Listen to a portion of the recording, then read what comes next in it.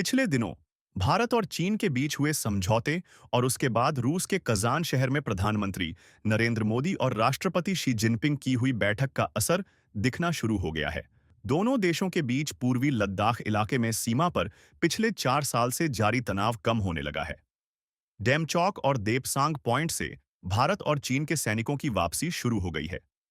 दोनों ही देशों की सेना ने अपने अस्थायी टेंट और शेड हटाना शुरू कर दिए हैं। गाड़ियां और अन्य मिलिट्री उपकरण भी हटाए जा रहे हैं। भारत और चीन की तरफ कुल मिलाकर करीब 10 से 12 अस्थायी टेंट और शेड्स बने हुए हैं। सभी टेंट और टेम्पोररी शेड्स जब पूरी तरह से हटा दिए जाएंगे तो एक संयुक्त सत्यापन प्रक्रिया शुरू होगी। जमीनी और हवाई सर्वेक्षण के जरिए सत्यापन किया जाएगा। भारत और चीन के बीच हुए समझौते के मुताबिक दोनों देशों की सेना जब पीछे हटकर पुरानी पोजीशन पर वापस आ जाएंगी, उसके 10 दिनों के बाद इलाके में पेट्रोलिंग शुरू हो सकती है।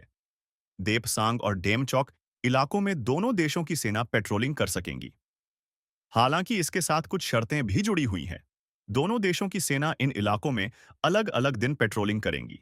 साथ ही एक दूसरे को पहले से इसकी सूचना देनी होगी।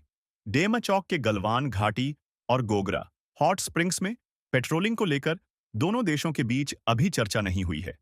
ये बफर जोन है। इसको लेकर बाद में बातचीत होने की संभावना है। साल 2020 में भारत और चीन के सैनिकों के बीच गलवान झड़प के बाद से देपसांग और डेमचौक में तनाव बना हुआ था। गलवान में हुए खूनी संघर्ष में 20 भारतीय सैनिक शहीद हो गए थे। वहीं भारतीय जवानों की जवाबी कार्रवाई में करीब 60 चीनी सैनिक मारे गए थे। लंबे समय तक चले टकराव के बाद 21 अक्टूबर 2024 को दोनों देशों के बीच डिसंगेजमेंट के लिए समझौता हुआ। इससे पहले कूटनीतिक स्तर पर और सैन्य कमांडरों के बीच कई दौर की बैठकें हुईं।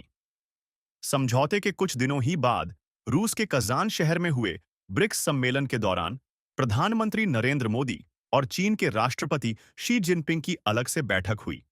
इसमें दोनों नेताओं ने शांति बनाए रखने पर सहमति जताई। इसका सीधा असर सीमा पर दिख रहा है। त्रिवेंद्र चौहान, खबर वर्ल्ड, दिल्ली।